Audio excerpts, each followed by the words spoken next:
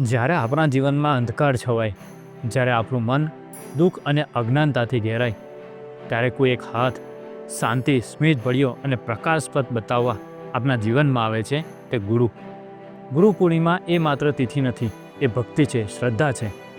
આજે આપણે સમર્પિત કરીએ છીએ આ દિવસ ગુરુઓને, આપણા આધ્યાત્મિક ગુરુ, આપણા શિક્ષક ગુરુઓને. એક જ નામ પણ બે અલગ અલગ રીતે જીવન બદલનાર. નમસ્કાર મિત્રો, કેમ છો બધા? ફરી એક નવા વિડીયોમાં તમારું સ્વાગત છે. આજના આ વિડીયોમાં આપણે ગુરુ વિશે વાત કરીશું, જેના જ્ઞાનથી આખું જીવન બદલાઈ જાય છે.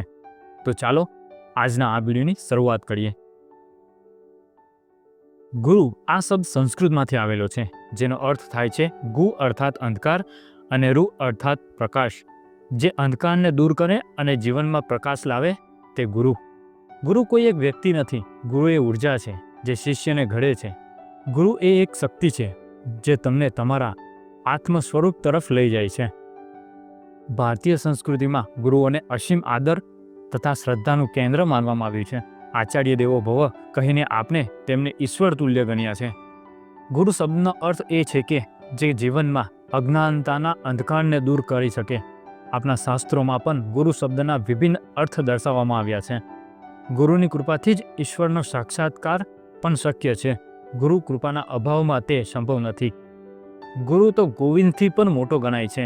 આ વાતની સૌથી મોટી સાબિતી એ છે કે પૃથ્વી પર જ્યારે પણ ભગવાને અવતાર લીધો છે ત્યારે તેઓએ ગુરુનો જ આશ્રમ લેવો પડ્યો છે.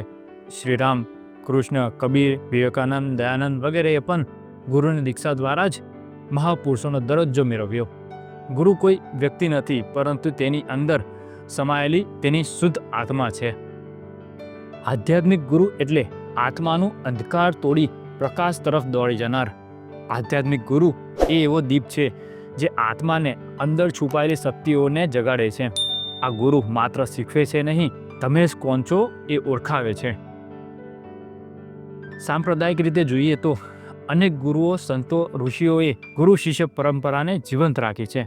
જેમ કે શ્રી કૃષ્ણ પરમહંસ અને સ્વામી વિવેકાનંદ, શ્રીરામ અને વશિષ્ઠ મુનિ, અર્જુન અને શ્રી કૃષ્ણ, દત્તાત્રેય ભગવાન, જેમના 24 ગુરુઓ હતા. આધ્યાત્મિક ગુરુ આપણને શાંતિ, ધ્યાન, તપ અને અંતર્મુખી જીવન જીવવાનું માર્ગદર્શન આપે છે. જ્યારે આધ્યાત્મિક ગુરુ આત્માને ઘડે છે, ત્યારે શિક્ષક ગુરુ વ્યક્તિત્વ ઘડે છે. શિક્ષક ગુરુ એ છે જે આપણને લખવાનું, વાંચવાનું, સમજવાનું શીખવે છે. પરંતુ તેનું કાર્ય માત્ર આટલું જ નથી. બાળકને જમીન પરથી ઉઠાવીને જીવનની સૌથી ઊંચા પાયે ચડાવવાનો હાથ તે શિક્ષક ગુરુનો છે. ભારત દેશે આ શિક્ષક પરંપરાને પણ પૂંજા સમાન સ્થાન આપ્યું છે. ગુરુકુલ પદ્ધતિથી લઈને આજના આધુનિક યુનિવર્સિટીઓ સુધી ગુરુનું સ્થાન અનંત રહ્યું છે. આચાર્ય દ્રોણાચાર્ય અને સંદીપ મુનિથી લઈને ડૉક્ટર રાધાકૃષ્ણમ સુધી દરેક શિક્ષણમાં જીવનના મૂલ્યો ભરી આપ્યા છે. ગુરુ પૂર્ણિમા એ વ્યાસ પૂર્ણિમા તરીકે પણ ઓળખાય છે. આ દિવસે મહર્ષિ વ્યાસ જન્મેલા હતા, જેમને મહાભારત, 18 પુરાણો અને બેઝિક વેદશાસ્ત્રોનું સંપાદન કર્યું. મહર્ષિ વ્યાસ માત્ર ઋષિ ન હતા, તેઓ ભારતના આધ્યાત્મિક જ્ઞાનના સ્થાપક હતા. એટલે તેમની યાદમાં આ દિવસ ગુરુ પૂર્ણિમા તરીકે ઉજવાય છે.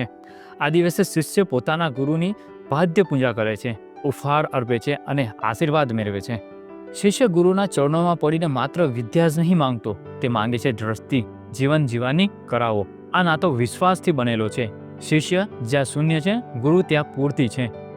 આજના યુગમાં જ્યારે માહિતીઓ ઘણી છે પણ દિશા નથી, ત્યારે ગુરુ માર્ગદર્શક બનીને માર્ગ બતાવે છે.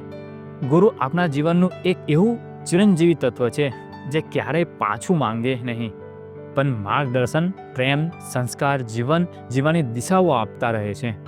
ગુરુ પૂર્ણિમાના દિવસે ચાલો આપણે બધા મળીને આપણા જીવનના દરેક ગુરુને, આધ્યાત્મિક હોય કે શિક્ષક, તેઓને નમન કરીએ, જેમને આપણા જીવનમાં અજવાળું આપ્યું, જેમને આપનું ભવિષ્ય ઘડ્યું, જેમને શીખવ્યું કે શું સાચું છે અને શું વાસ્તવમાં આપણું સ્વ છે.